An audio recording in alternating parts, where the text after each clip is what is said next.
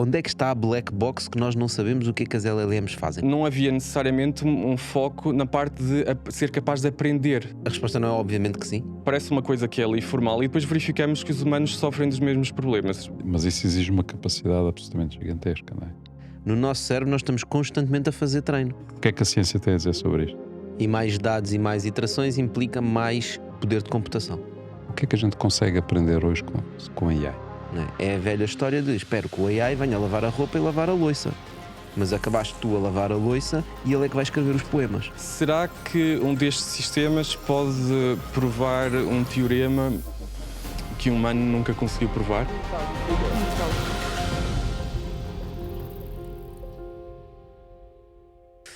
Bom, então mas eu gostava de começar por uma frase que tu disseste sobre o ChatGPT, em que dizias, para bom entendedor, meia palavra, ponto, e o ChatGPT respondeu, basta. O que é que tu querias dizer com isto? Exatamente. Que ele sabe completar uma frase? Exatamente. Estes modelos de linguagem que nós agora vemos, entre os quais o exemplo mais conhecido é o ChatGPT, são treinados exatamente nesse regime, que é dada uma frase parcial, fazerem uma previsão de qual é a palavra mais provável que vem a seguir. Então a escolha deste título, não é, desse artigo que foi publicado, em que eu falei do ChatGPT, tentava captar no título algum conhecimento popular deste provérbio que todos temos e ao mesmo tempo mostrar esta intuição que os próprios humanos fazem uma coisa muito semelhante, que é dado o início de uma frase conseguem completar. Que É um exatamente- título muito inteligente que guarda ali muita informação, não é? Foi essa a minha tentativa. Estes modelos não são necessariamente uma coisa nova, ou seja, já existem modelos de linguagem que a comunidade de inteligência artificial ou de processamento de linguagem natural foi desenvolvendo ao longo de décadas. Simplesmente, nos últimos anos começaram a funcionar muito melhor, dada a escala a quantidade de dados disponíveis e a quantidade de computação disponível para treiná-los e algumas inovações algorítmicas que surgiram nos últimos 4, 5 anos. Mas Qual é uma é- ideia antiga. A grande inovação que surgiu foi a ideia dos Transformers, não é? Sim, exatamente. Que veio na Google, não foi? Sim, foi um paper de um dos grupos de investigação da Google. O paper saiu em 2017, se não me engano, e chama-se Attention is All You Need.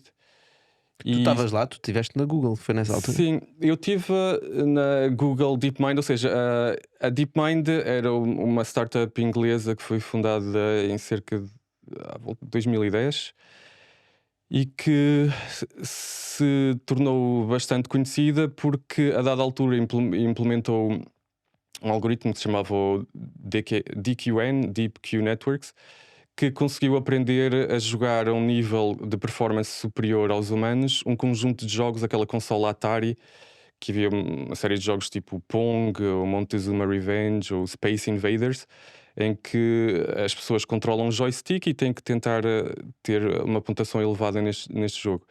E era um problema em aberto em inteligência artificial, em particular na área de reinforcement learning, na aprendizagem por reforço.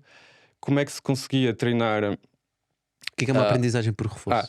pronto, aprendizagem por reforço, isto também se fala ligado à aprendizagem humana ou animal. Isso é como nós educamos as crianças, não é?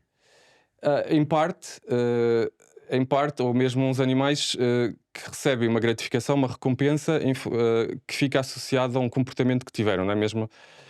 Mesmo desde a altura do Pavlov, cão de aprendeu-se Pavlov. aquela associação, ou pode-se até verificar, por exemplo, em pombos, acho que até foi um investigador que chamava Skinner, estudou muito isto em pombos, em que um comportamento que inicialmente acontecia de modo aleatório, por exemplo, um pombo dar uma bicada num botão de uma certa cor, ia ser recompensado com comida, e consegue-se provar que até aves assim com cérebro relativamente simples começam a fazer esse comportamento mais vezes porque conseguem prever que vai acontecer uma recompensa. Eu já vi nas redes sociais, era uma experiência com corvos, que era para eles apanharem as tampas de plástico e depois tinha assim um recipiente e sempre que eles mandavam lá para dentro uma tampa de plástico saía um bocadinho de comida. Então às tantas tinhas uma data de corvos a limpar espaços. Exatamente, e os corvos são Mas muito os corvos são inteligentes muito até. inteligentes, sem dúvida. Então, é um termo que surge até da psicologia e da neurociência e mesmo que se aplica à área do estudo digamos, da inteligência animal. mas que foi transposta para o domínio da inteligência artificial, em que se tentou formular isso de maneira mais matemática, da forma em que dizemos: ok, o nosso programa de computador é um agente que está a interagir com o ambiente, é o mundo, e a cada passo temporal vai tomar uma ação.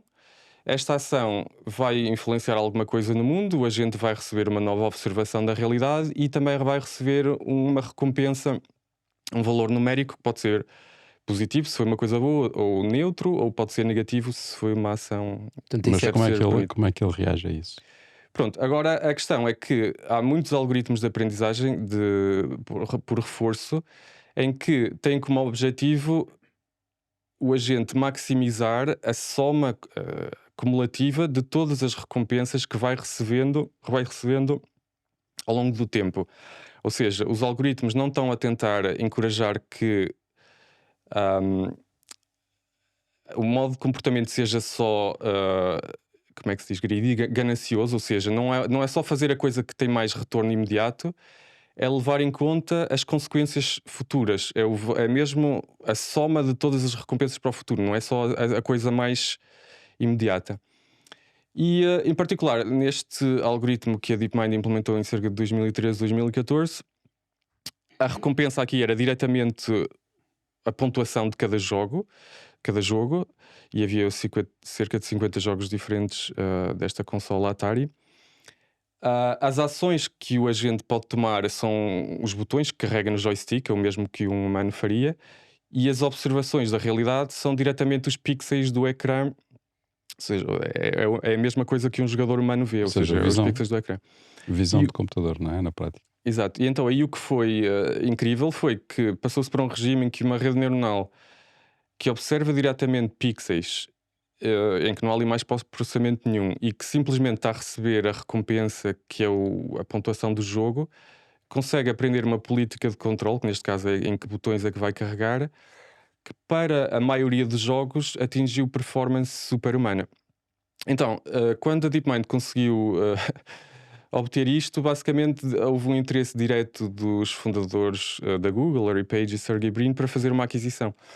E também houve interesse do Facebook, e na altura, pronto, foi a Google que conseguiu fazer a aquisição, foi cerca de 500 milhões de dólares na altura, em 2014.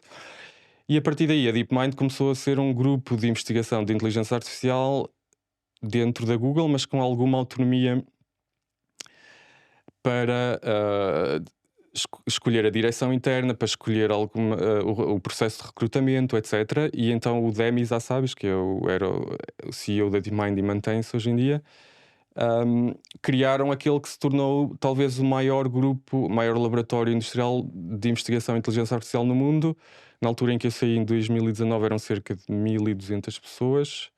Agora já houve mais uma fusão interna com outro grupo interno da Google, que era a Google Brain, e agora já são mais de 3000 pessoas, etc. Mas diz-me uma coisa, esse desafio que estava pendente, era mais difícil fazer isso do que ganhar ao Go? Pronto, o Go aconteceu a seguir, ou seja, este foi o primeiro sucesso de DeepMind, depois aconteceu a aquisição em 2014 e começou-se a trabalhar no Go em cerca de 2015 e tornou-se mais público em 2016. Até já coincidiu com a altura em que eu estava lá, eu entrei em 2015.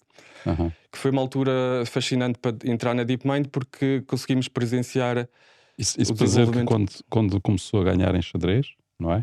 E em xadrez disseram, epá, ok, tudo bem, xadrez é previsível, não sei o que, nunca vai conseguir jogar Go, não é? Exatamente.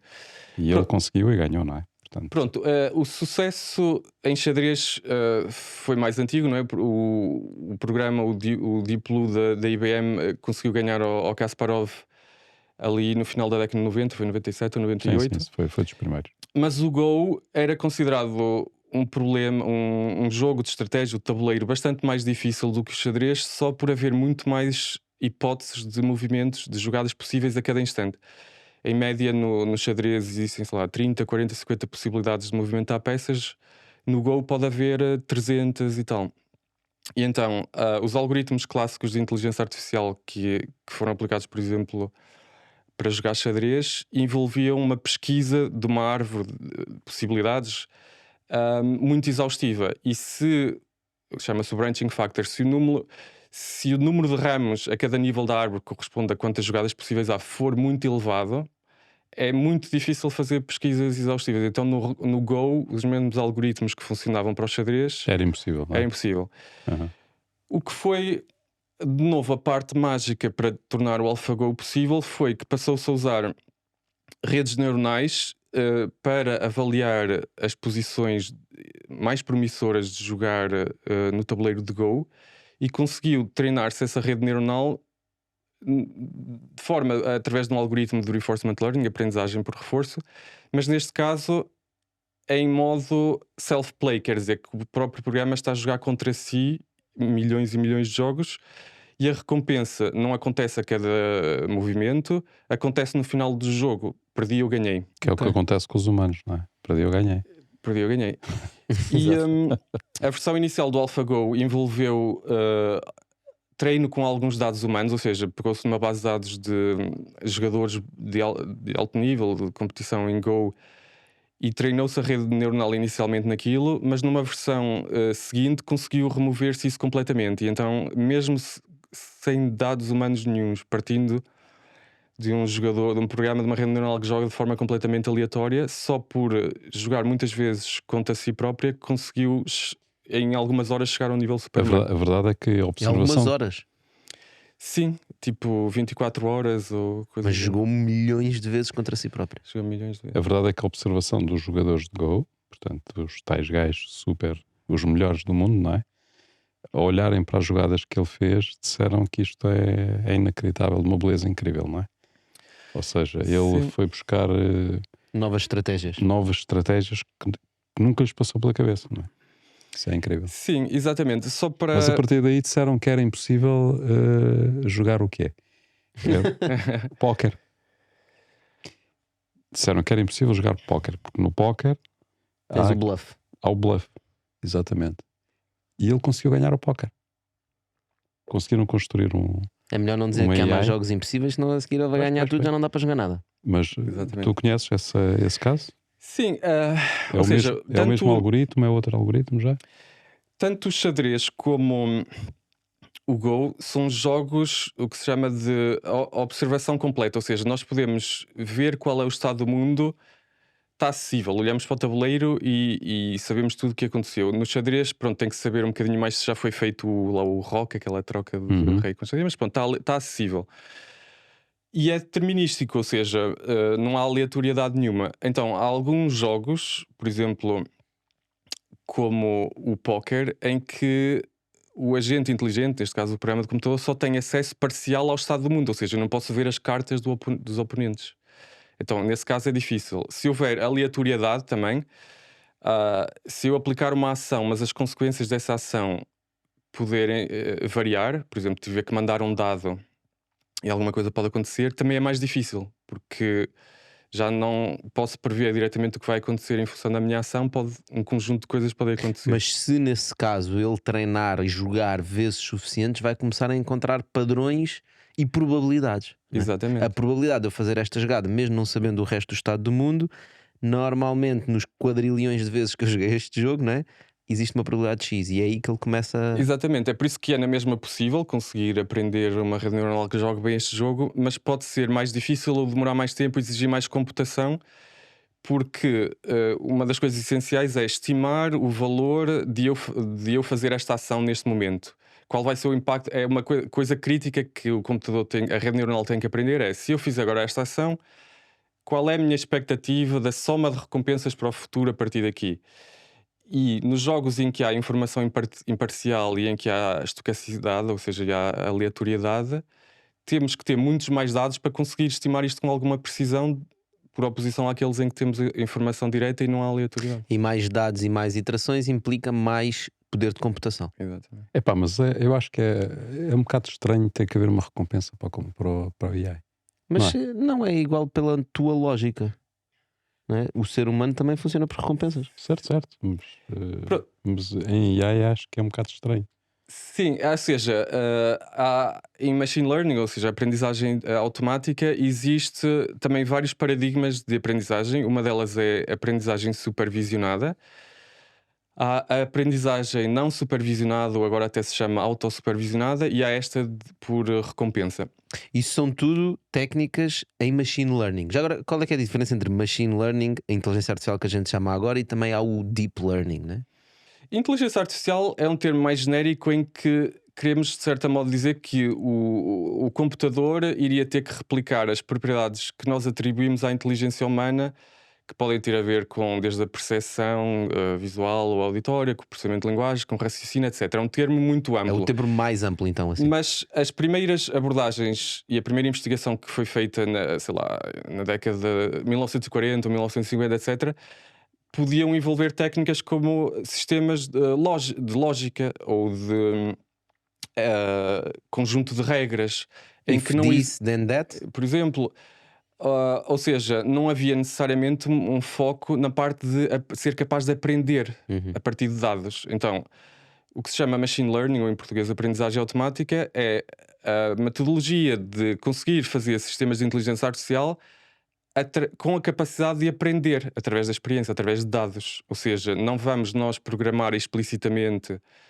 o que é que tem que fazer, nem há regras, lá está, inscritas no programa, simplesmente vamos dar dados das quais o modelo machine learning tem que extrair padrões. E, portanto, é um subconjunto dos métodos que podemos utilizar para a inteligência artificial, mas que se tornou totalmente dominante hoje em dia. Hoje em dia quase ninguém faz inteligência artificial que se chama good old-fashioned AI, ou AI clássica, com lógica e regras, ou expert systems, porque a maior parte dos problemas difíceis de AI acabaram por ser aqueles que envolvem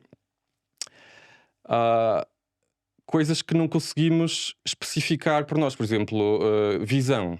Como é que nós conseguimos escrever um programa de computador em Python, não sei mais, que distinga imagens de cães de gatos? Ninguém consegue escrever esse programa. Então tem que ser escrito, tem que ser aprendido, tem que ser treinado um modelo estatístico que aprenda isso em função de dados de exemplos que Ou nós seja, damos. em vez de escreveres as linhas de código de um programa que te dizes, olha, atenção, se tiver orelhas assim é um gato, se tiver a língua assim é um cão, em vez de especificar exatamente o que vai acontecer no programa, o que tu crias é um programa que vai aprender qualquer coisa. Portanto, tu não falas lá de orelhas, não falas de pelo, não falas de nada. Tu Exatamente. só lhe explicas como é que esse programa tem que correr, vais-lhe enfiar dados e ele com esses dados vai... Bastava dizer que tem bigodes. E já é gato. Exato. Ok, mas a minha questão é: tu enfias os dados, o programa tu escreveste para ele aprender, mas depois, em algum sítio, ele está a guardar o que está a aprender, não é? Essa é a parte Sim. da Black Magic, não é? Exatamente, pronto. E agora, É como mesmo no nosso dentro... cérebro também é Black Magic. Também É é um Black bocado, Magic. yeah. Mesmo dentro de machine learning, que já é todo baseado em aprender a partir de dados, também há subcampos muito diferentes, não é? Podem-se tirar modelos que são árvores de decisão, e aí é uma categoria de modelos. Havia os modelos de máquinas de suporte vectorial, há imensas coisas, mas o que se tornou mais prevalente ainda foi a parte das redes neuronais, que é o que recentemente ficou mais conhecido por Deep Learning, porque desde cerca de 2010, 2011 começou a ser possível e prático treinar redes neuronais com muitas camadas. É aí que veio o nome Deep. É que antes era possível treinar redes neuronais shallow, ou seja, superficiais, em que só tinham uma ou duas camadas. E a partir do momento em que se tornou prático treinar redes neuronais muito mais profundas, e isso tem uma série de vantagens que posso falar a seguir, deu-se o nome de Deep Learning, só por ser a Vais lá camadas para baixo.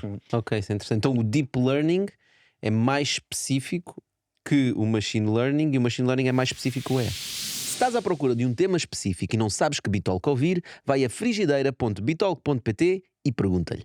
E tem a ver com redes neuronais. Mas já que temos tanto conhecimento sobre sistemas de aprendizagem de computadores, o que é que a gente consegue aprender hoje com AI?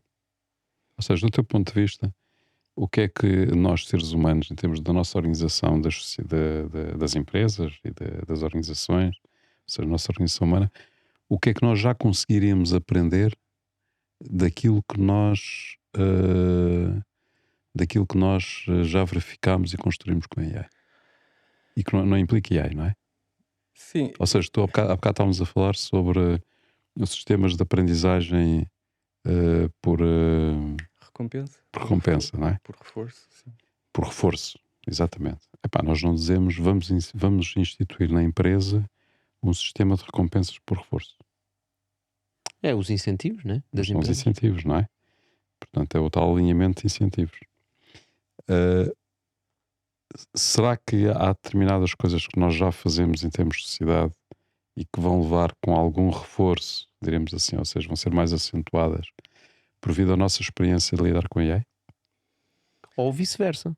Sim. Aprendemos da nossa sociedade determinados mecanismos. O vice-versa é relativamente simples, é relativamente lógico que se faça, Certo, não é? é da nossa sociedade tirarmos mecanismos para depois ensinarmos os algoritmos, Exato. né? Agora, o que é que tu podes tirar daí? Como já estava a dizer, eu acho que há muita tradição de ir buscar ideias a neurociência, etc., e tentar formalizar isso matematicamente e desenvolver algoritmos de machine learning que replicam isso. Agora, o processo inverso, eu acho fascinante. Era até um dos meus sonhos, quando tivesse tempo, era escrever um livro que era o Machine Learning Lessons for Life. O que é que aprendemos de machine Exato, learning é para por a aí nossa que eu vida? estava a dizer. Aham. E eu adoro essa Acertaste na questão. mousse. Adoro essa questão, porque há muitas coisas que eu estudando formalmente em Machine Learning, parece uma coisa que é ali formal e depois verificamos que os humanos sofrem dos mesmos problemas. Vou dar alguns exemplos. Em aprendizagem por reforço existe esta ideia, esta diferenciação entre o que é explore e exploit, que em português, curiosamente até, só temos uma palavra para isso que é explorar, mas em inglês diferencia-se o que é exploit, que é continuar a fazer a mesma coisa que já sabemos que funciona, e explore, que é tentar fazer uma coisa diferente que não sabemos se vai funcionar ou não. E nos algoritmos de aprendizagem por reforço isso tem que ser feito, está lá muito explicitamente, qual é a minha estratégia de exploração. Sabemos que se o agente só estiver a tentar coisas que já tentou, não vai conseguir estimar o valor de ações que nunca experimentou. Então tem mesmo que se explicitamente dizer, com alguma probabilidade, tu vais fazer uma coisa que é um bocadinho arriscada e maluca, que te vai permitir aprender mais sobre o mundo. É aquela ideia de, será que eu Sobretudo vou se o fizeres sempre. Será Ou que se vou fizeres jantar muitas vezes. fora, vou àquele restaurante que eu já sei que é bom e peço a mesma coisa, ou vou correr o risco de ir a um restaurante que nunca fui, que pode ser melhor e então vou ficar muito contente, ou pode ser pior. Que ir ao mesmo restaurante é exploit, e ir a um restaurante diferente é explorar. É explore. Explore. E mas agora há aqui uma particularidade com a língua portuguesa que eu acho muito interessante, que é nós que fomos o país dos descobrimentos, colapsamos estes dois conceitos completamente diferentes, de exploit e explore.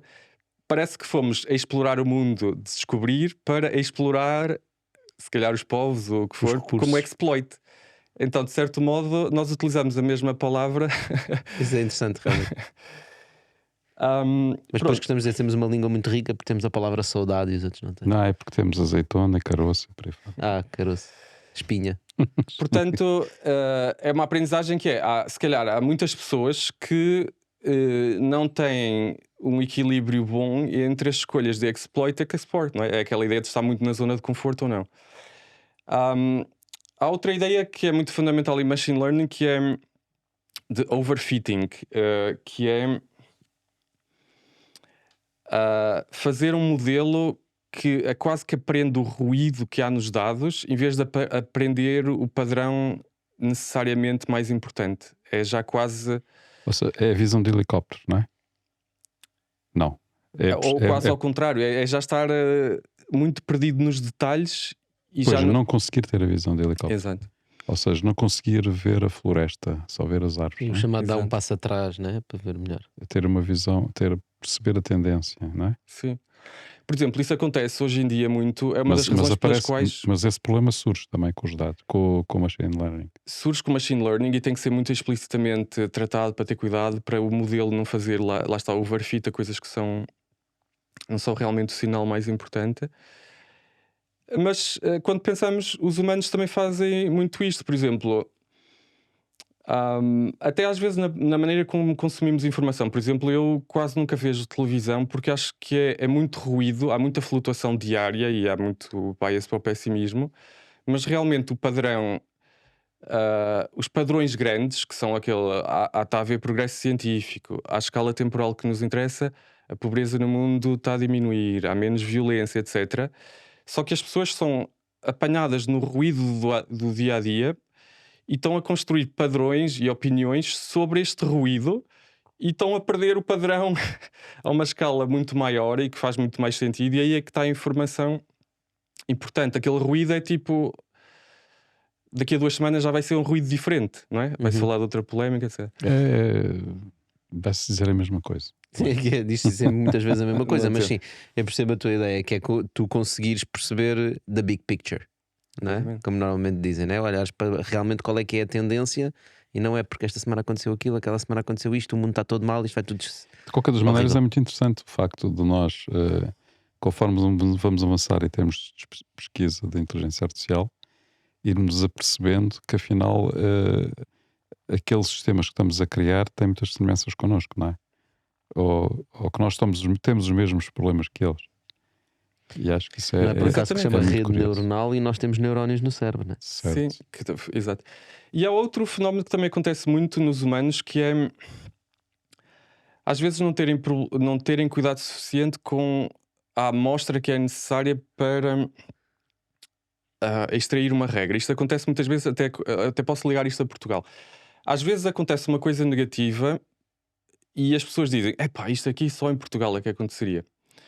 E eu tenho vontade de dizer, eu que já vivi em muitos países diferentes da Europa, dizer assim: ok, para obteres essa conclusão, tinhas que ter informação que em outros países que já viveste da Europa no mundo, em situações semelhantes, isto não aconteceu, para poderes dizer que só acontece em Portugal. O que tu sabes é que aconteceu em Portugal, mas não tens dados do que aconteceria lá fora. Aconteceu vários exemplos destes. Tivemos naquela feira Hannover na Alemanha, há um ano atrás, ou cerca de um ano atrás, e aconteceram coisas do género. Havia um orador que tinha que dar uma talk, e isto é uma das maiores feiras industriais do mundo, enorme, já há 20 e tal anos, e não havia acesso por rampa para a pessoa que tinha cadeira de rodas. E eu fiquei, bem, como é que é possível? Isto E só eu, em Portugal. se tivesse sido aqui, eu acho que imensas pessoas teriam dito isto só em Portugal. Na verdade, aconteceu na Alemanha, na maior feira industrial quase do mundo, certamente da Europa, e que não começou ano passado, já opera há décadas. E um speaker que eles já sabiam quem era e que provavelmente já sabiam que ele vinha de cadeira de rodas, né? Portanto, é mais uma tendência dos humanos, lá está, não detectarem que tem um problema ali da amostragem, não é? Não têm dados suficientes e tentam criar uma regra que. É encontrar a explicação Sim. fácil, não é? Sim. Eu tenho mais uma inversa agora e gostava de explorar contigo, perceber a tua opinião, que é tu estás sempre a dizer que nós não sabemos o que é que se passa no nosso cérebro, né? A sensação que eu tenho, pelo menos das conversas que eu ouço, pá, não sou especialista na área da AI, mas quando ouço gajos como o Sam Altman a falar e etc, é que nós hoje em dia criamos LLMs, portanto estes modelos como o ChatGPT, e que nós também não sabemos muito bem o que é que se passa lá dentro. Isso é mesmo assim? Até um certo nível, não é? Nós sabemos exatamente quais são as operações matemáticas que estão a ser aplicadas, não é? Basicamente há ali uma série de, sei lá, multiplicações de matrizes, depois de umas funções não Nós também nucleares, sabemos etc. que os nossos neurónios mandam sinais elétricos uns para os outros, né?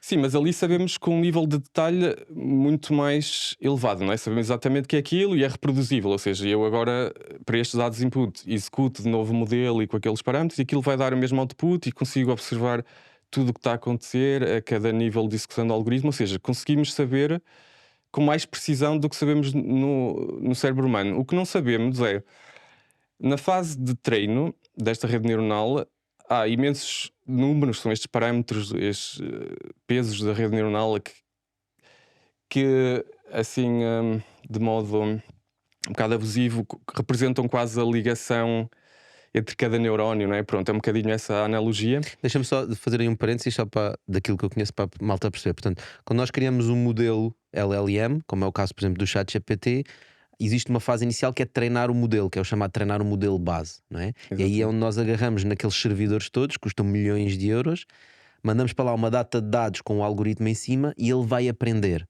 O que é que significa aprender? É que depois sai um ficheirozinho, digamos assim, que é o ficheiro chamado o modelo base, que tem estes parâmetros e estes pesos que tu dizes. não é? Exatamente. E esse ficheiro é que depois nós usamos, podemos correr nas nossas máquinas, nos nossos telemóveis, eventualmente, não é? Exatamente. E só para ligar com a discussão de há bocado, essa fase de aprendizagem não é feita por aprendizagem por reforço, é feita pelo que se chama agora self-supervised learning, ou aprendizagem autossupervisionada, que significa a tal coisa de, dada uma frase, prever a palavra a seguir, ou prever umas palavras no meio. Porque é que é não supervisionado? Porque não estamos a dar a resposta certa, mas estamos a criar artificialmente uma resposta certa, ocultando parte dos dados, que tenho aqui esta frase, agora esconda a última palavra e tens que prever. Isto escala muito melhor do que fazer aprendizagem por reforço, porque agora pode-se pegar em todo o texto da internet ou todos os textos, todos os livros, E basta ter computadores suficientes, não é? basta ter computadores, e podemos converter isto num problema de aprendizagem supervisionado, ou seja, em que há alguém a dizer qual é a resposta certa, mas fazê-lo de modo automático, ou seja, a resposta certa aqui é preveres o que foi tapado na frase. E ele depois sozinho pode destapar e ir ver se acertou, Exatamente. etc. Isso é o que nós fazemos nas escolas, não é? Os exercícios de português é sempre ali, aquele tracinho, tu tens que preencher a palavra Também certa. é exatamente isso. Eu acho que o grande esforço que está, o grande desafio para o futuro é a simplificação do sistema, não é? Simplificação? Sim, eu estou convencido que o nosso cérebro funciona de uma forma muito mais eficiente. Portanto, como nós temos uma capacidade de energia limitada, ou melhor, como temos acesso limitado à energia, nós temos que ter um funcionamento muito eficiente do ponto de vista mental, não é? Portanto, o completar a palavra para nós é muito fácil, não é? Mas para uma LLM também é. Pois, está bem. Para bom entendedor, meia palavra. Não sei quantos milhões de processamentos ele vai ter que fazer para lançar isso. Eu estou convencido que o ser humano vai precisar de muito menos, uma ínfima parte desses processamentos para lá chegar. Mas isso não significa só que o nosso algoritmo só está já mais eficiente? Pode ser, não sei. O que eu sei é que nós temos entre 80 a 95 mil milhões de neurónios, não é? E cada um deles parece que tem 50 mil ligações que desconhecemos em absoluto como é que são feitas, não é? E a forma e a rapidez com que nós armazenamos tudo lá, não é? Tudo aquilo que nós vimos, presenciamos, ouvimos e por aí fora, está lá tudo. Muitas vezes não conseguimos aceder a essa informação. Ou não conseguimos aceder à maior parte da informação que recolhemos. Portanto, e não conseguir aceder à maior parte da informação que recolhemos, para mim é um sinal de que nós temos um sistema muito eficiente de ir buscar os dados que estão mais próximos da nossa experiência do dia a dia, não é? Portanto, se calhar o grande desafio da inteligência artificial para ser efetivamente eficiente e poder crescer mais rapidamente está na encontrar formas de simplificação do seu funcionamento. Sim, vários comentários aí. Isso vai exigir, mas isso exige uma capacidade absolutamente gigantesca, não é? Sim, quando se diz no nosso cérebro não conseguir aceder, talvez não conseguir aceder de forma consciente, não é? Mas está a ser usado para, sei lá, definir como é que nos mexemos, fazer a capacidade de percepção visual. A questão etc. das intuições e por aí fora, não é? No caso dos computadores, há que diferenciar aqui duas fases, não é? Há a fase de treino do modelo, e essa, por enquanto, é muito exigente, e agora as pessoas estão a treinar esses modelos em cerca de tipo 20 mil GPUs, não é? E consome imensa energia. E depois há a fase de inferência, que é executar o modelo, não é? Quando já está treinado, para uma nova frase. E isso aí é muito mais fácil, gasta muito menos energia, ou seja, isso aí consegue executar-se num computador normal e em breve, e já há alguns exemplos num smartphone. Portanto, aí a potência que está a ser usada para fazer só inferência, para fazer só essa execução de modelo, já vai estar da mesma ordem de grandeza do cérebro, porque o cérebro dizem que trabalha com cerca de 20 watts de potência.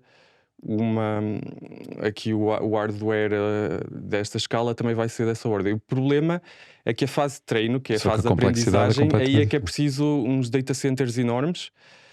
Mas porquê? Aí a comparação também não é necessariamente justa, porque no caso da aprendizagem das redes neurais não estão a beneficiar dos milhões de anos de evolução biológica que nós também beneficiamos, não é? Claro. Que também há uma aprendizagem grande que foi acontecendo ao longo das gerações para o cérebro ter tomado a configuração que tem agora, que já se tornou mais eficiente para aprender as coisas que são realmente relevantes para nós. Mas também tens uma coisa, o que é o nosso cérebro está a fazer as duas coisas ao mesmo tempo que nós no AI fazemos separadamente, não é? Nas LLMs nós fazemos um treino e depois fazemos inferência. No nosso cérebro nós estamos constantemente a fazer treino. Sim. Isso não seria necessariamente uma limitação tecnológica. Podia-se fazer simplesmente em termos de agora de criar produtos que usam estas LLMs. Se elas estivessem constantemente a aprender, era um bocadinho mais difícil de garantir a qualidade e ter algum controle sobre aquilo, não é? Porque o modelo estava sempre a evoluir em função da interação com os utilizadores, então tipicamente eles fazem um treino muito intensivo, depois aqueles pesos ficam assim, depois voltam a treinar, mas não há nada que tecnologicamente impeça que eles fizessem o sistema para também estar a aprender. Corrige-me se eu estou enganado, mas do que eu percebi da Tesla e da estratégia do Musk e da equipa, eles compraram muitas GPUs, portanto as famosas H100s, que são os que servem para treinar os modelos da LLM, montaram um data center centralizado com essas GPUs e depois eles têm os carros a andar na estrada e a recolher informação. Esses carros correm um modelo base que foi treinado nestas GPUs, mas a cada X tempo mandam mais dados para o data center, retreinam o modelo base e voltam a mandar o modelo para os carros, recolhem mais dados, mandam outra vez os dados no data center central e retreinam, e estão sempre a fazer isto. Exato. É isto que eles fazem, não é? Faz sentido esta análise? Sim, faz Ou sentido, querem? mas agora, pronto, agora o Elon Musk também já tem a XAI que foca-se mais em modelos de linguagem e depois tem a Tesla que são sobretudo modelos de processamento visual e decisões O carro conduzir para o sozinho, carro não é? conduzir sozinho. No caso do carro conduzir sozinho, sim, eles fizeram um grande esforço de montar uma pipeline de recolha de dados que faz este loop, não é? Em que conseguem até anotar dados de forma muito eficiente e focar-se o mais possível nos regimes em que eles ainda estão a funcionar mal. Ou seja, a maior parte dos dados que são recolhidos quando os carros estão a conduzir são casos fáceis. É tipo, as pessoas estão a conduzir em autoestrada, não se passa nada, está tudo a funcionar bem, Exato. etc. O problema são aqueles casos bicudos em que houve problemas e a pipeline da equipa Tesla Autopilot foi, ok, como é que nós agora conseguimos fazer zoom in, não é? Naqueles casos bicudos difíceis que ainda não lidamos bem. Temos uma série de anotadores que dão supervisão e anotam o que é que foi mal classificado. Por exemplo, não detectou aqui esta bicicleta, não detectou aqui este O PIN, eles têm dificuldade de detectar peão, os pins. etc. E depois voltam a treinar e fazem redeployment. Exato. Mas qual é que então é a parte, voltando àquela minha questão que me curioso, onde é que está a black box que nós não sabemos o que é que as LLMs fazem? Quando o Sam Altman diz, eu não sei bem o que é que acontece ali, é o quê? É depois na parte da inferência? Pronto, é questão, durante o treino Ou é show off? está a aprender Ou show. aqueles pesos, aqueles valores numéricos e isso vai ser aprendido em função dos dados que são analisados e podem ser imensos e até ninguém tem conhecimento de tudo o que está lá dentro, não é? E Lá estás outra vez. Lá estás outra vez a criar uma black box. Ninguém sabe o que é que está lá dentro. não, acabaste é de dizer. porque se fizermos download dos dados todos da internet ou todos os livros do mundo, é difícil para Aí um sabes o que é que humano. está lá dentro. Está lá tudo. Sim, não consegues Tá lá olhar tudo. para tudo, não é? Nenhuma pessoa consegue olhar para tudo, não é? E depois pode acontecer o que eles falam agora destes comportamentos emergentes, não é? De que, embora a rede neuronal não tenha sido explicitamente treinada com aquele objetivo, não é? Está só a ser treinada para prever a próxima palavra, há capacidades que emergem que podiam não ser óbvias. Por exemplo, sei lá, conseguir resolver um problema de matemática e até conseguir fazer a prova. Ok, ele não foi explicitamente treinado, este sistema, para fazer provas de matemática, mas o facto de ter tantos dados e alguns dos dados serem provas de matemática, ele pode tornar-se suficientemente bom a prever a próxima palavra ou equação ou o que é de uma prova matemática. E já viu tantas que pode conseguir aprender a generalizar para pequenas variações destes. Ou seja, ele pode não saber as regras da física, mas consegue prever qual é que vai ser a próxima Qual vai letra ou ser o o- próximo número. Qual vai ser a pergunta no próximo exame? Exato. Sim, na física nota-se mais até nos modelos agora de geração de vídeo, não é? Por exemplo, o Sora da OpenAI ainda não é público, mas tendo visto muitos vídeos de mais diversas coisas, por exemplo, alguns exemplos de ondas do mar. Gera um vídeo em que é um barco na onda do mar. Na verdade, para fazer um vídeo realístico disso, devia saber, e até se liga com os interesses da indutiva Exatamente. que podemos falar mais à frente, devia ter que perceber as leis físicas, em particular de dinâmica de fluidos, equações de Navier-Stokes, etc. São coisas que governam, descrevem as leis físicas dos fluidos, líquidos ou gases, etc. A E física descreve como é que a onda se comporta, não é? Exatamente, mas embora o modelo tenha sido treinado só com vídeos do YouTube, por ter visto se calhar tantos vídeos de água a mexer-se, ele consegue aprender a gerar uma coisa que parece quase fotorrealística. Se calhar não está exatamente a respeitar bem as regras físicas. Se fôssemos mesmo fazer uma simulação física, aquilo até está um bocado a alucinar, mas já tem um certo nível de entendimento que para nós, quando olhamos, até já parece realístico.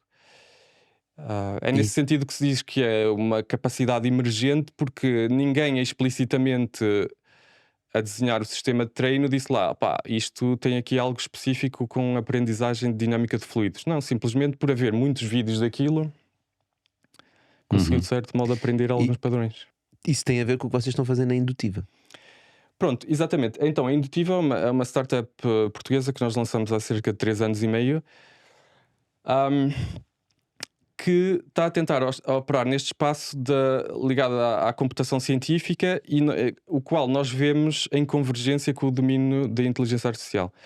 Então, quando falo de computação científica, é aquilo que investigadores e engenheiros fazem há muito tempo, desde a área sei lá, engenharia civil, que tem que simular uma estrutura de um edifício ou simular o efeito de um paradão no mar, até os engenheiros mecânicos que têm que simular se um novo carro é aerodinâmico ou não, até o domínio farmacêutico, em que se tem que simular a interação entre um fármaco e uma molécula para ver se ele vai interagir e se pode ser. Ou seja, estamos sempre no campo dos testes e simulações, não é? Exatamente. E então, nós estamos na Indutiva a desenvolver uma plataforma de computação científica que diminui, de certo modo, a barreira de entrada para as pessoas. Simplesmente temos uma API em Python, ou seja, num programa relativamente pequeno, numa linguagem de programação que é das mais utilizadas no mundo, vai tornar-se bastante fácil poder correr centenas ou até milhares de simulações em paralelo sobre os mais diversos domínios da realidade física. Ou seja, nós estamos a integrar muitos simuladores open source que foram ao longo dos anos sendo desenvolvidos por diferentes laboratórios, universidades, etc. E estamos a tornar isso muito mais acessível. Vimos para isto com o viés, entre aspas, de nós termos vindo da comunidade Machine Learning, em que as ferramentas são ótimas e muito maduras, e em que nós queríamos conseguir de modo muito fácil gerar este tipo de datasets sobre a realidade física. Ou seja, se eu quiser treinar um modelo, uma rede neuronal, para prever, isto até é um projeto em que eu participei na DeepMind, que é o AlphaFold, que foi acabou por ser um grande sucesso, que era para a previsão da estrutura tridimensional de proteínas em função da sequência de aminoácidos da proteína. Nós na altura tínhamos a ambição, bem, se calhar conseguíamos completar com dados sintéticos gerados por simuladores de dinâmica molecular e gerar muitos mais dados do que temos recolhidos de modo experimental nos laboratórios. Mas nessa altura em que estávamos a trabalhar neste projeto, não era muito acessível, não era tão fácil correr estas simulações em escala de modo a que fosse útil para nós. Então foi um problema que nós agora começamos a atacar na Indutiva, que é como é que nós vamos permitir que comunidades que não são experts em simulação física, como por exemplo a comunidade de Machine Learning, ou mesmo utilizadores em pequenas empresas que têm que fazer simulação para fazer design de produtos, mas eles próprios não são experts, não são professores de física computacional, como é que essas pessoas conseguem executar simulações na cloud em escala de modo muito fácil e intuitivo? Então é essa plataforma que nós estamos a fazer. Então, mas vocês seguem as regras ou as leis da física? Ou seja, no caso da onda, por exemplo, Sim. em que é que a vossa plataforma se diferencia de uma Sora que consegue basicamente simular as ondas, e vocês têm um cliente, imagino que esteja a fazer um barco e quer simular como é que é a entrada do barco no mar com determinado volume de ondas. Isto faz sentido? Exato. Na plataforma que nós temos, nós integramos simuladores e alguns de dinâmica costeira, ou seja, são mesmo especializados para simular ondas e que há um que foi desenvolvido por uma universidade holandesa, etc., um pessoal da Dinamarca, em que ele é mesmo simulação numérica. Foram pessoas que são especialistas em física, dinâmica de fluidos e dinâmica costeira, que fizeram software específico para isto. E nós permitimos a execução disso e muitas simulações em paralelo de modo fácil. Agora, o que era possível construir na interseção com Machine Learning é o passo seguinte, que é, eu agora que consigo correr estas simulações baseadas em física e sei que estão corretas, de maneira tão fácil. Posso gerar datasets muito grandes, posso gerar um conjunto enorme de dados, imagine, por exemplo, da dinâmica costeira, para diferentes praias, ou seja, com profundidades Diferentes tamanhos de onda, para diferentes tudo. tamanhos de onda, diferentes velocidades de vento, direção de vento. Consigo gerar um dataset enorme que eu posso confiar porque é simulação física e numérica, etc. Mas agora posso treinar uma rede neuronal baseada nisto que vai passar a fazer previsões muito mais rápidas sem ter que simular a física toda. Então passa a haver por exemplo, a DeepMind fez isto para o domínio da simulação do clima, em que há muitos dados históricos do clima no planeta já há décadas, e conseguiram treinar uma rede neuronal que agora faz forecast, não é? Que faz previsão de como é que vai estar a temperatura, a pressão, etc., em todos os pontos Sem do estar a globo. aceder aos dados todos. Exato, daqui a 6 horas e daqui a 12 horas.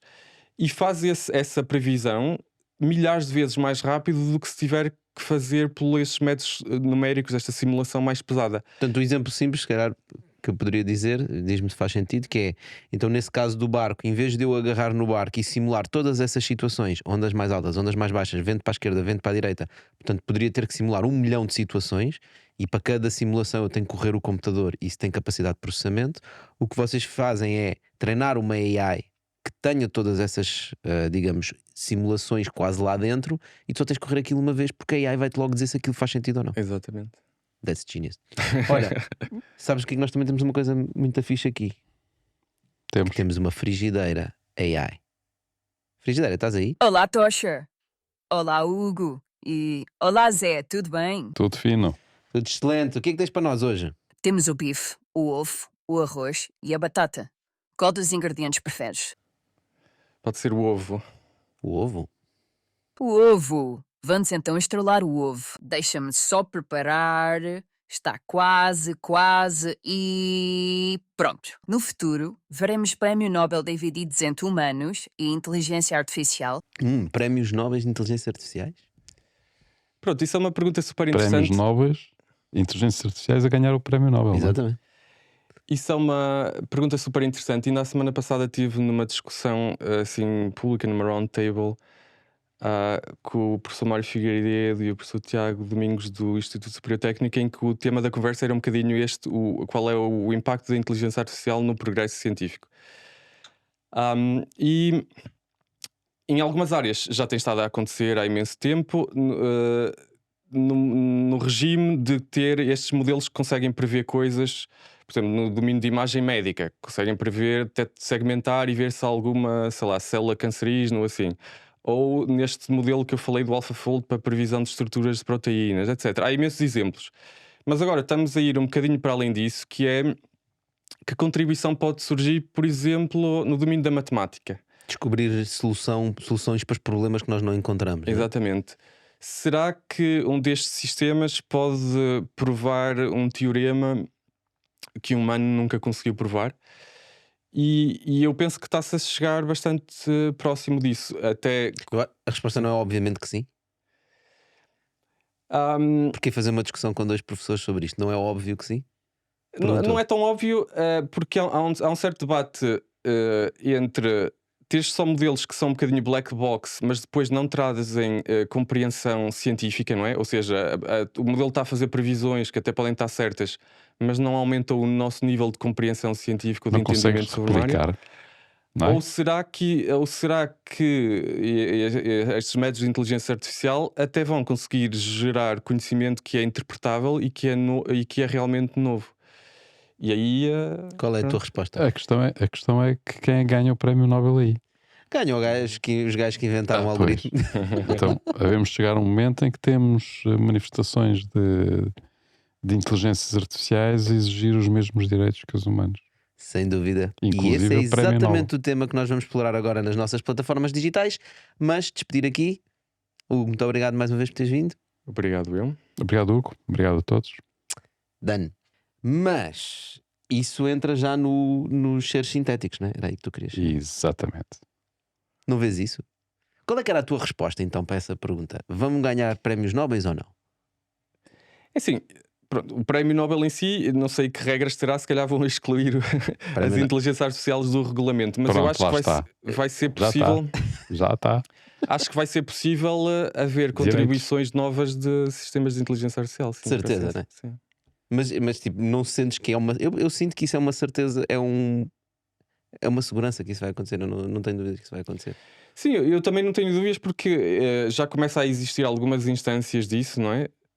Iniciais, e não vejo porque é que isso. Não vejo nenhuma barreira intransponível. Repara O o que é que- próprio Musk, desculpa, só, o próprio Musk com o XI, não é? Que eles estão a fazer, era um bocado nesse sentido que ele ia, não é? Pelas regras da física, para poder provar teoremas matemáticos e físicos. Mas olha aqui uma coisa que há bocado tu falaste, que achei interessante, que é a questão, o exemplo que deste da previsão do tempo. Ou seja, que ele já consegue modelar, avançar com previsões baseado no passado, portanto, baseado nas leituras que já teve anteriormente, e dizer-te: está a chover. Neste momento está a chover. E a questão é que está a chover. Ou seja, o que ele te dá é já uma visão da realidade que já não tem nada a ver com a realidade. E ele consegue pôr-te a realidade mais depressa à frente dos olhos do que a realidade está a acontecer efetivamente, porque tu não tens tempo de ler os dados do momento. Tu não consegues detectar que naquele momento, naquele sítio está a chover. Mas ele diz que está a chover. E para ti, na realidade, está a chover. Acabou. Não é? Estás a dizer Ou que ele seja, está a te enganar. ele está-te a enganar, mas está-se a substituir à realidade. Epá. E ele tem razão. Na verdade. Porque ele é mais rápido do que a realidade. Epá, agora deste aí um salto filosófico que eu não estou a acompanhar. Ok, então vamos por partes. Tu tens a previsão do tempo. Uhum. Não estou a falar de alterações climáticas. Estou a falar de um exemplo que tu deste da previsão do tempo. Então o gajo vai prever, com toda a história que tem para trás, das leituras, dos acontecimentos que aconteceram que levaram a determinado tipo de fenómenos, não é? E com os dados que ele acabou de ler há não sei quantos segundos, não é? Ou não sei quantos minutos que ele já teve tempo de processar. Portanto, a capacidade de formular a realidade que ele tem, epá, é praticamente imbatível. Mas a realidade só é realidade se estiver a acontecer. Pronto, mas a verdade é que quando ele está a fazer isso, a realidade está a acontecer e é exatamente a mesma. Ou seja, ele acertou. Só que ele acertou e ele é muito mais rápido. Portanto, ele está a substituir a realidade, na verdade. Tu vais encarar a realidade como aquilo que ele está-te a dizer. E se tu começares a ver isto noutras perspectivas e começares a aplicar isto para outras situações, não é? Nós corremos o risco, chamamos o risco que tu quiseres, Ou oportunidade. Sim. mas a oportunidade, portanto, ou seja, nós estamos em que a AI está a recriar a realidade. E tu estás a viver, se tu somares esses momentos todos da previsão do tempo que estão a acontecer no momento, tu na verdade estás sempre a viver fora da realidade. Estás sempre a viver de acordo com a realidade que ele acabou de criar. Sim, é um O exercício. que é que a ciência tem a dizer sobre isto? É um exercício interessante. Eu acho que, mesmo nestes modelos, pronto, estamos a falar da previsão do tempo, é difícil prever com certidão o que é que vai acontecer na realidade, não é? Ele pode prever quase uma distribuição das coisas e saber quais são as mais prováveis, não é? E para outros domínios é ainda mais difícil fazer previsões com certeza, não é? Se envolver sistemas mais complexos, envolver pessoas, etc. Portanto, Mas tu vais te habituar a viver com aquilo que ele está a prever. Mesmo que ele se engane, não interessa, tu vais ver a realidade dele. Vais aceitá-la como normal. Mas isso seria, tu poderias fazer uma extrapolação para essa situação de tu tens uma estação meteorológica que te diz o tempo, né? Tu sabes que está X graus na cidade porque há uma estação meteorológica que diz o tempo. Se essa estação meteorológica tiver com algum problema e tiver a dar 2 graus acima, tu vais acreditar nesses 2 graus.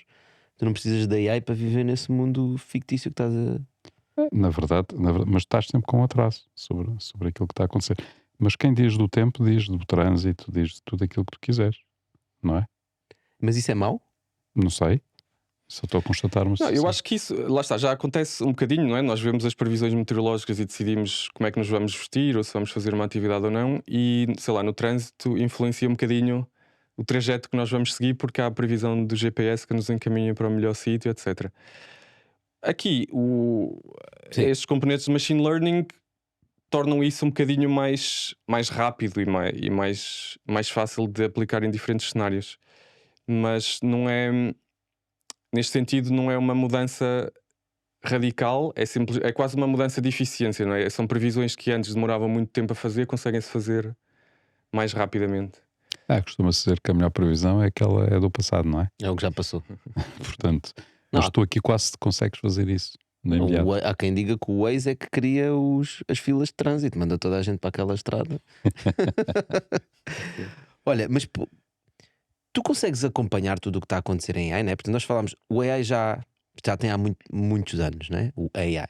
O Machine Learning um bocadinho mais jovem, o Deep Learning mais jovem ainda, os Transformers ainda mais jovens. Eu sinto que está a avançar a uma velocidade tal que é praticamente impossível acompanhar tudo o que está a acontecer no mundo, né?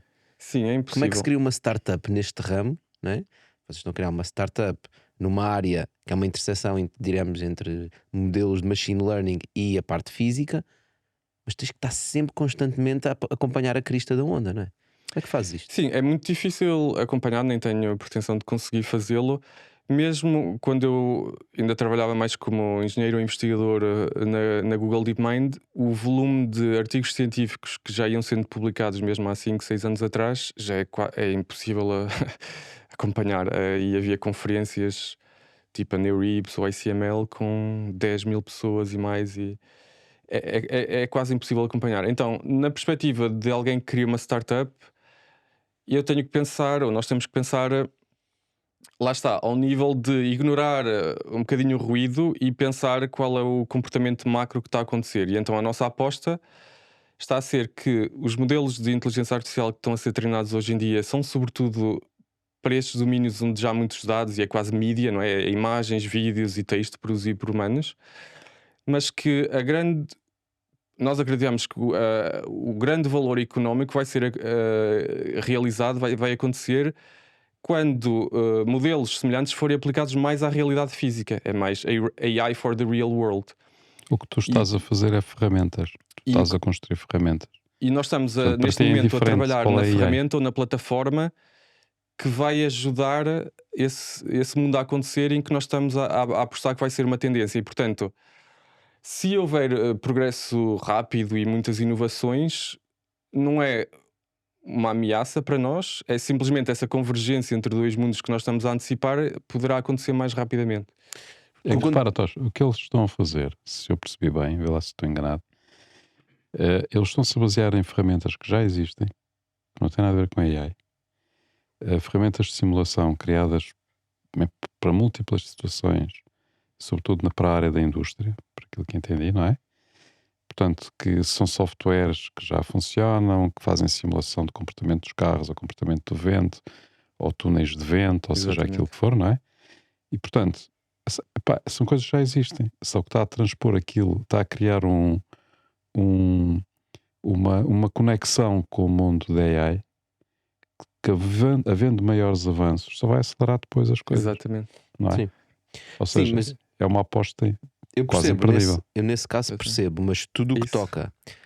toca a textos, vídeos, informação que já está disponível, não é? Porquê? Nós, quando falávamos do AI, dizíamos: pá, espero que o AI venha resolver os problemas das coisas que eu não quero fazer, não é? É a velha história de espero que o AI venha lavar a roupa e lavar a louça, mas acabaste tu a lavar a louça e ele é que vai escrever os poemas. Sim. Não é? Portanto, tivemos este movimento da parte criativa do AI ficar nos textos e etc. E o que acontece é depois que são criadas muitas startups na área da AI que também fazem leverage a esta questão de escrita, sei lá, criação de sites, criação de coisas. E sempre que vem um GPT novo do ChatGPT, uma versão nova do ChatGPT, destrói uma data de inteligências artificiais, destrói uma data de startups. Mas o que também pode acontecer são revoluções tecnológicas que tornam obsoletas determinadas tecnologias que nós estávamos a utilizar.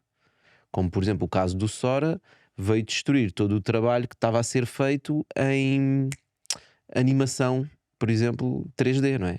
Porque nós tínhamos que fazer os objetos todos em 3D, havia livrarias enormes no Unity, acho que é Unity, onde tu podias simular salas, e agora vem o AI e diz: eu não preciso dessas livrarias todas, eu invento aqui o mundo, alucino e está certo. O que tu estás a dizer É que eles estão a trabalhar para a AI, mas podem estar a ser suicidas. Estão a ensiná-lo a fazer coisas que depois eles dizem, não precisamos nada de vocês.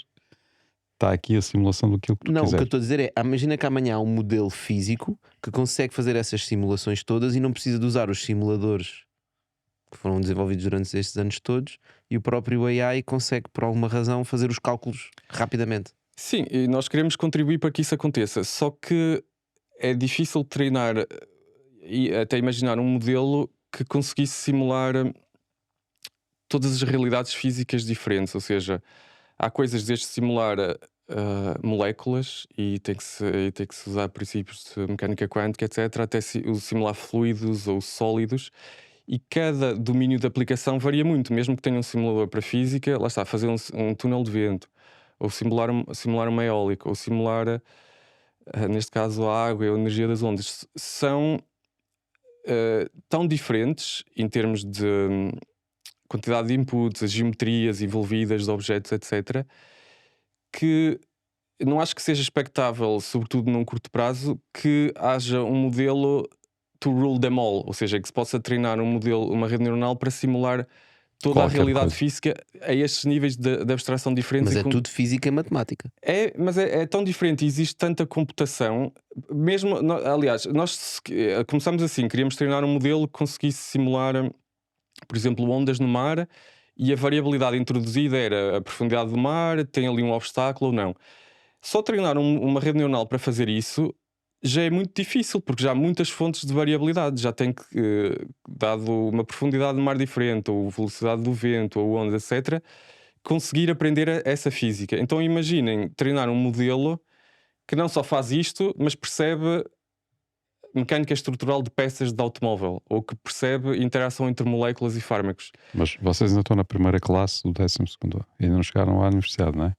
Ainda estou na primeira classe. Portanto, nós estamos na parte de pegar nas coisas que já existem, lá está, não fazer machine learning, mas criar a infraestrutura para que isto venha a ser possível. Mas a minha crença é que vai ser um ecossistema de modelos de machine learning muito diferentes, cada um treinado num subconjunto de dados diferentes e de área de aplicação diferente, e que vai haver centenas ou milhares ou dezenas de milhares destes modelos de machine learning treinados em dados reais para aplicações específicas. Então tu estás a falar que vai haver AIs, vai ser os tais Milhões de AIs, agentes de AIs. agentes de AI, não é? Com especializações. Para domínios da realidade física diferente. Portanto, então estás a treinar um para cada área diferente, será isso? E eu não? penso que pelo menos inicialmente vai ser possível. Não sei se depois se vai conseguir combinar esse Mas neste problema momento como é que generalizado. vocês fazem? Vocês já estão a fazê-lo, não é? Nós agora estamos mais focados na parte que é só a infraestrutura, ainda não tem machine learning, mas já fizemos no passado treinar só para um modelo. Por exemplo, o túnel de vento, que foi um exemplo que Sei que tu referiste subiste agora, há bocado, ok, já vi. que já fizemos, em que fazemos simulações inserindo objetos diferentes, com formas diferentes, velocidades diferentes, e depois treinamos chama-se uma Graph Neural Network, que, dada a forma do objeto, prevê diretamente a pressão em cada ponto da superfície, ou pode prever o drag coefficient, etc. Mas isto é um modelo que já não é fácil treinar, mesmo só para este túnel de vento, mas já não vai conseguir ser utilizado para mais nada. É Para as só para ondas. aquilo. Exato. Ok. Pronto, mas agora voltando atrás, eu também concordo, eu não sou nada da visão que devemos fazer inteligência artificial para fazer cópias de humanos, a mim, e muito menos impedir-nos de fazer as tarefas mais gratificantes e criativas que os humanos fazem, não é? Para mim, o que me motiva é conseguirmos usar estas tecnologias para resolver problemas muito mais difíceis que nem nós próprios humanos estamos a conseguir resolver. Por exemplo, alterações climáticas, ou combater uma série de doenças para as quais ainda não encontramos os fármacos, ou ter energia limpa através de fusão nuclear e não sabemos controlar os plasmas num tokamak ou o que for. São tudo coisas para a qual a intuição humana não foi desenvolvida, não é? Nós nascemos como sendo uns... Para apanhar bagas, meu. Era para apanhar bagas. Não é? Andar nesta escala na floresta ou na savana, não é? Não temos, o nosso cérebro não está nada dedicado a perceber moléculas, ou a perceber plasmas, ou a perceber o clima global de um planeta. Sim, é um nível de abstração que nós temos que fazer que é complexo, né? Ou seja, a evolução durante milhões de anos não enviesou o nosso cérebro para ser boa nessas tarefas, não é? Nós não somos bons a prever se um dado químico vai interagir com outro. Que intuição é que temos sobre isso, não é? Mas as mesmas técnicas. Não temos intuição porque não temos experiência. Não temos experiência. Mas há investigadores que têm essa intuição porque já têm essa experiência, não é? Podem tê-la a uma pequena escala, mas não vão conseguir analisar um conjunto de dados de milhões de exemplos e ter, não é? Sim. Eu acho engraçado porque, mesmo antes desta grande onda do AI, de aparecer com o ChatGPT, falava-se recorrentemente que o novo ouro ou o novo petróleo são os dados, né? E falava-se muito disto dos dados porque era essencialmente a análise de dados, é o tal data science, né?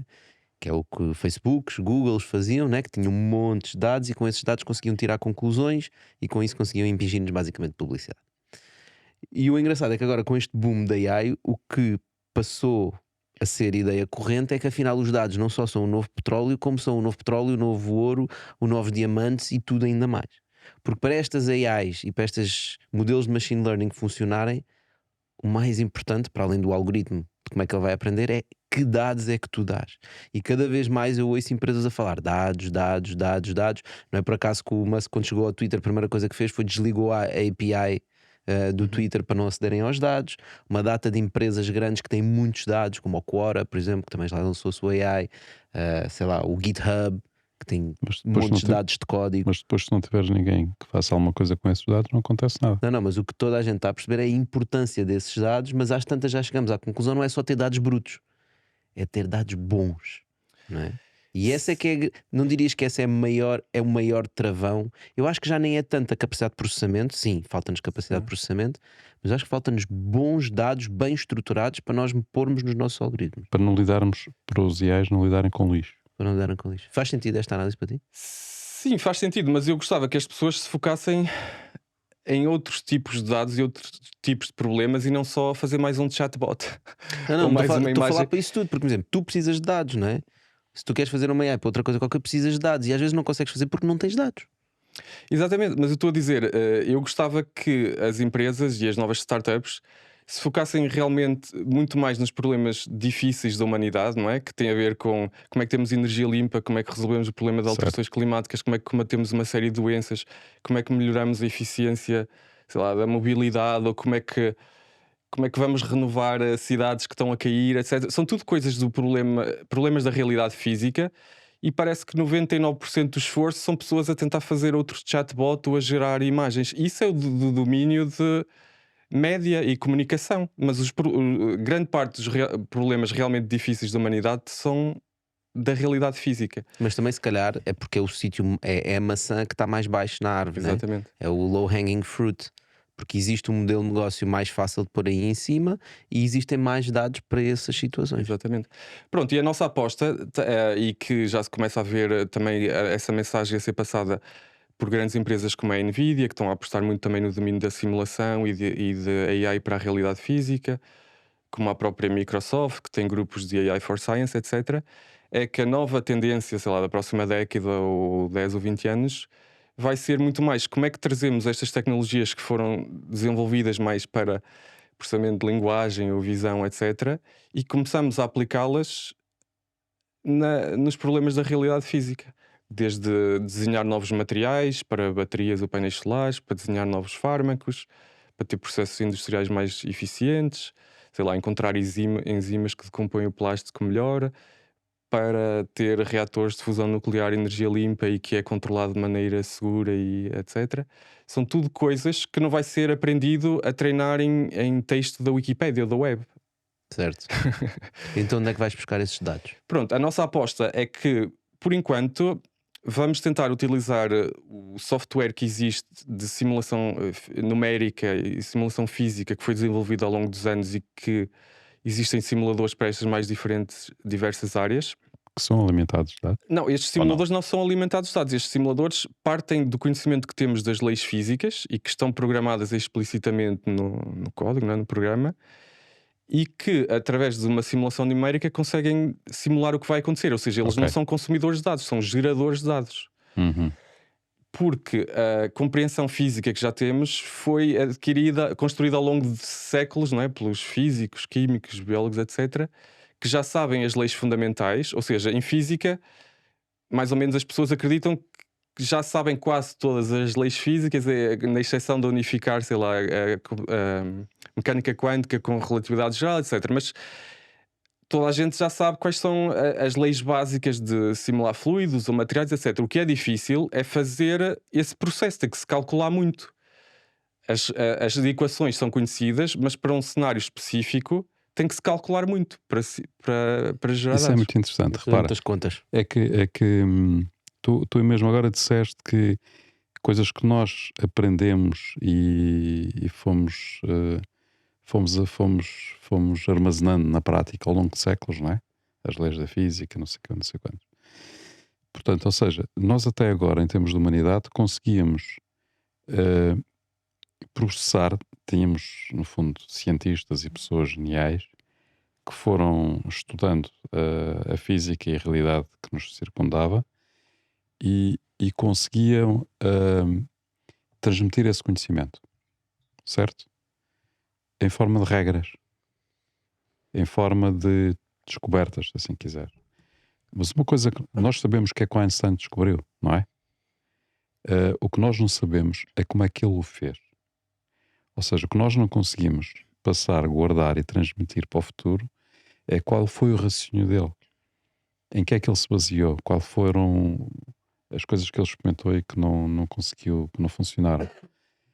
E a única coisa que nós conseguimos armazenar ao longo do tempo foram os resultados. Nós neste momento com a AI temos o grande desafio, acho que é um passo gigante, De montar os processos. em que nós conseguimos manter intactos, não é? Os raciocínios, a forma como lá chegamos. Ou seja, pela primeira vez nós não só aprendemos com resultados, como vamos, porque o raciocínio, a inteligência que leva a esse raciocínio, que leva a esses resultados, deixou de ser mortal, não é? Já é imortal. Vai se manter. Portanto, ou seja, os nossos netos vão ter acesso ao mesmo tempo ao raciocínio que houve quando foram A descobertos. lógica mental Exatamente. que levou a tirar uma conclusão. Coisa que nós hoje não temos acesso, não é? Sim, só tens acesso ao resultado final. E isso é um acelerador absolutamente gigantesco para o saber. Sim, isso é fascinante. Podemos ter alguns relatos, não é? De como é que as pessoas chegaram lá, mas não temos o conhecimento interno do que é que realmente se passou no cérebro E são sempre biased, do né? cientista, não é? Os relatos são biased. E no caso de. Há alguns diários, Exato. não é? De cientistas. Mas, No caso de redes mas também é aquilo que eles neuronais- lá puseram, não é? Não é aquilo que eles lá pensaram. É o que é que eles puseram depois no papel, não é? Porque é completamente diferente todo o processo que os levou a determinado tipo de situações e descobertas, não é? No caso de usarmos sistemas de machine learning para isso, vai ficar um registro mais preciso. Mas há algumas coisas que também não podem ser facilmente interpretáveis. Ou seja, estamos no início a falar da conversa de como é que o AlphaGo decide fazer a próxima jogada.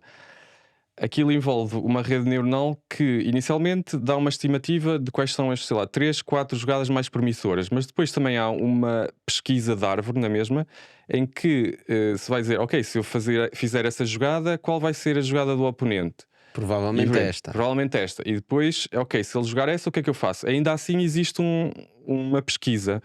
E as redes neuronais só estão ali a influenciar, estão a diminuir O número de ramificações o da número de árvore. ramificações, exatamente.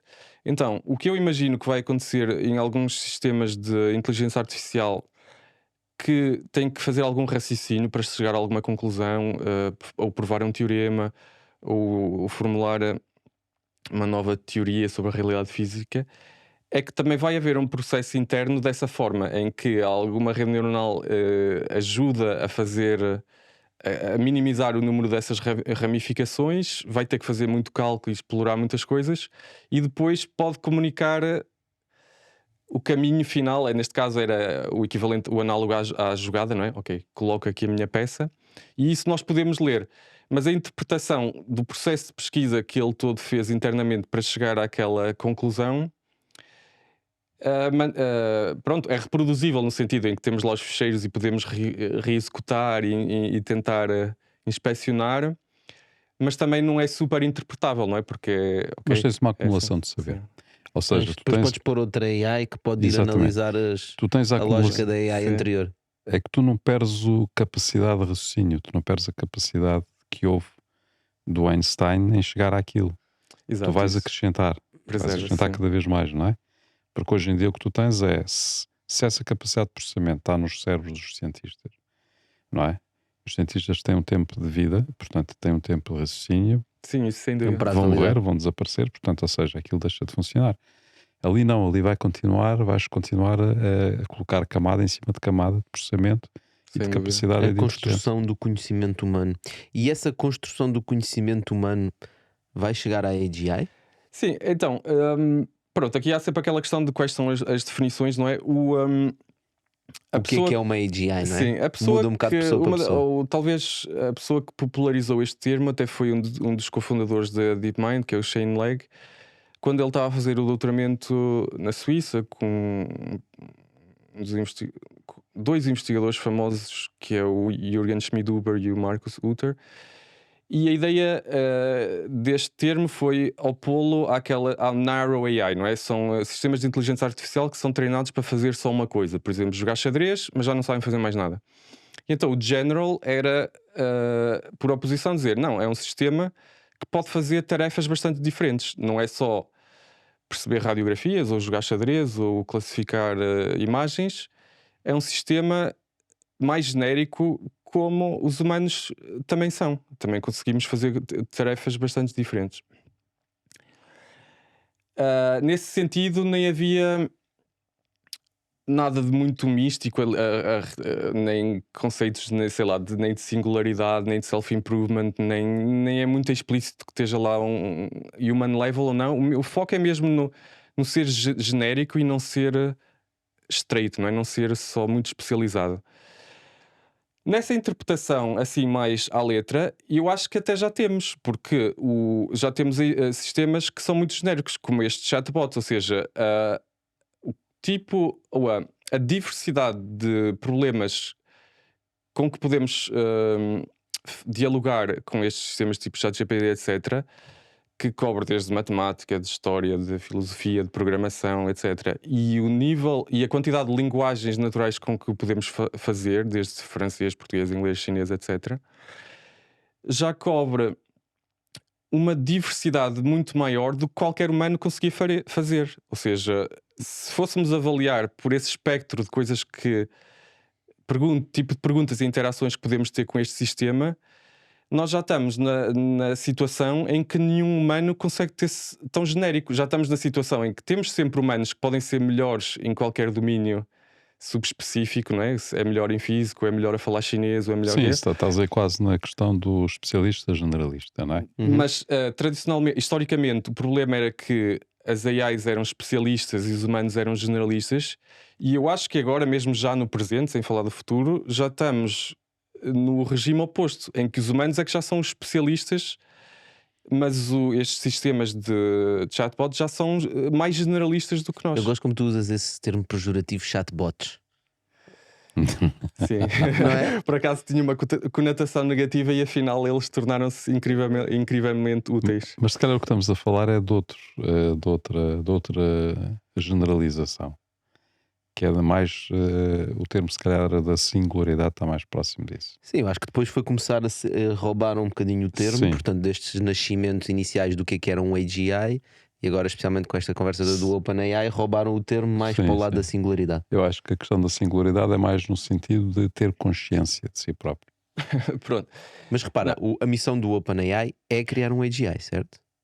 O Sam Altman diz isto abertamente. Sim, mas eu acho que é nesta perspectiva, pelo menos a minha interpretação, que é de ter um sistema de inteligência artificial suficientemente genérico, que pode resolver um conjunto enorme de tarefas como nós humanos conseguimos, mas não tem, isso não tem necessariamente implicações com ser consciente ou sentiente, nem tem implicações como ter necessariamente ou ter a propriedade de se poder melhorar e a partir daí haver uma explosão de inteligência. Acho que o âmbito é mais, eu gosto mais de pensar nisto como um resolvedor de problemas genéricos, de forma automática, não é? Ok, e não numa lógica de é uma AGI que, por exemplo, o que vocês estão a fazer, ele também conseguirá fazer, não é? Não, poderia conseguir fazer, mas para mim o problema é quando as pessoas começam a misturar, a agregar muitos conceitos, que é dar estas propriedades humanas ao sistema, do género, tem consciência ou tem awareness de si próprio, não é?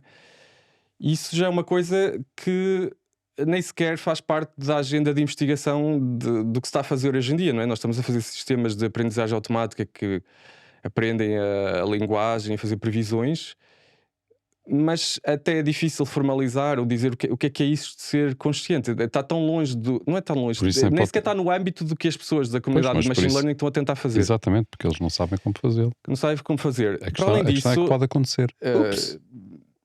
It's alive. E se seria acontecer, bastante surpreendente, mas pronto. mas se acontecer, nós nem saberemos que aconteceu.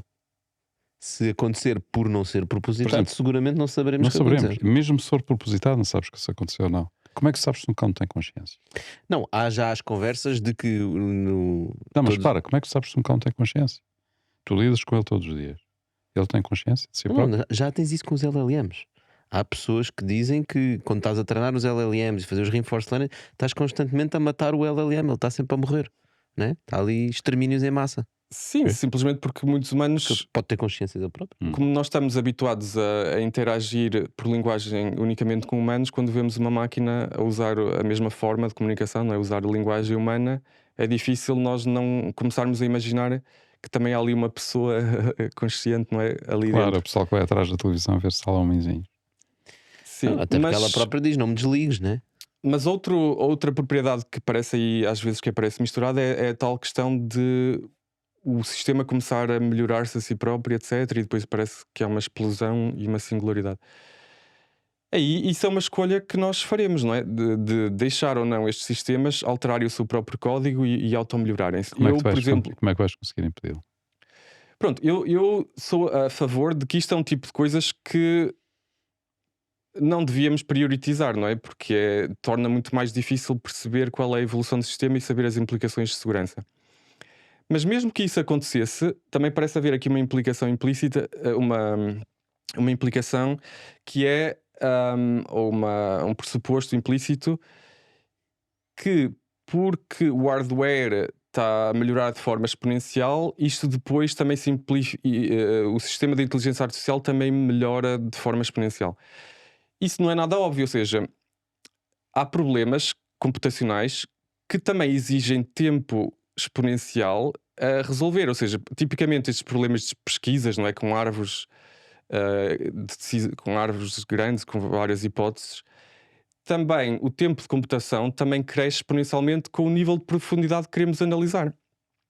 Ou mesmo estas coisas mais básicas de, sei lá, parece que há tanta computação, mas ainda ninguém consegue simular, sei lá, proteínas grandes. Então é só uma molécula e temos os maiores supercomputadores do mundo e ninguém consegue simular aquilo sem usar milhares de GPUs durante semanas. Quer dizer que há problemas computacionais que são intrinsecamente difíceis.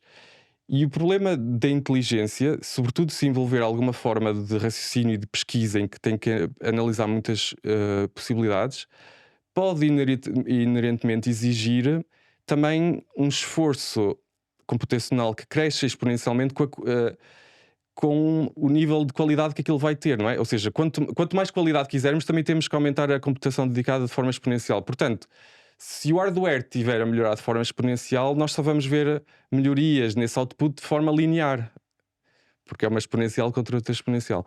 Então, também não é muito óbvio, é por isso que eu digo, quando se passa de o ChatGPT já dá respostas quase tão boas como os humanos ou melhores, passar para uma singularity, há aí vários saltos de raciocínio, não é? Saltos Tem a ver quânticos de raciocínio. de coisas que só miraculosamente é que, não é? Aconteceriam porque, consciência, ninguém está a falar disto, não está embebido no sistema. Auto-improvement, por enquanto, não está a ser programado, e mesmo que houvesse, não há evidência nenhuma que aquilo ia ter uma explosão, um take-off rápido. Portanto, há aí muitos passos. Portanto, tu não és daqueles que acreditam que o mundo vai acabar, que a inteligência artificial vai tomar isto tudo e a singularidade vai nos destruir? Não, eu não acredito é que seja inevitável. Obviamente, conseguimos sempre imaginar cenários horríveis dessa ordem, não é? E temos muita tendência como humanos de pensar no worst case scenario. mas acho que estamos a fazer um grande esforço como humanidade de diminuir a probabilidade disso acontecer, não é? Acho que os maiores riscos é isto está nas mãos de tanta gente que pode às vezes ser difícil controlar atores com más intenções fazerem coisas que são de certo modo inseguras, não é? Porque Porque quase vai que tem- acontecer, não é? Isso é seguro Portanto- que vai acontecer. Nós humanos temos essa tendência. Haverá algum humano que vai querer fazer Nós isso. temos sempre a sensação de que conseguimos segurar mais do que aquilo que conseguimos. Especialmente no que toca à tecnologia. No que toca à tecnologia, especialmente, exatamente. Portanto, vai acontecer, não há dúvida. Ou seja, ou melhor, de certeza que não vamos controlar. Sim, mas Eu acho é que, repara, eu não tenho resposta também para isso, só que a questão é que se houver a probabilidade disso acontecer, vai acontecer. E nós não temos forma de o evitar. É só isso. sim, mas esse argumento pode ser feito por uma série de outras tecnologias perigosas, não é? Em particular das armas nucleares, em que bastava dizer, bem, Em que foi o ser humano a criar. que foi ser humano a criar, em que podia-se fazer o exercício teórico que era, bem, se a cada ano existir uma probabilidade não zero, mesmo que seja baixa, de haver uma guerra nuclear que vai destruir toda a gente, pá, se não acontecer este ano, nem daqui a 2, nem daqui a 3, nem daqui a dada altura irá acontecer. Pode-se fazer quase esse exercício, Sim. quase estimação Eu acho, probabilística. eu acho que muito provavelmente vai acontecer. E isso Pode é não para ser- uma série de fatores. Mas Pode ser provavelmente não será a destruição total, não é? Portanto, mas a utilização de armas nucleares pode acontecer. Aliás, já aconteceu. Exato. Nem Pode vale a ser pena. ou o impacto de um meteorito. Não, ou... escuta, nós já tivemos guerra nuclear, não é? Portanto, o Japão foi bombardeado 2 vezes com armas nucleares pelos americanos. Portanto, já aconteceu. Então pronto, agora Pode já acontecer outra aconteceu, vez. pode não voltar a acontecer. Já há a probabilidade de ter acontecido, já aconteceu.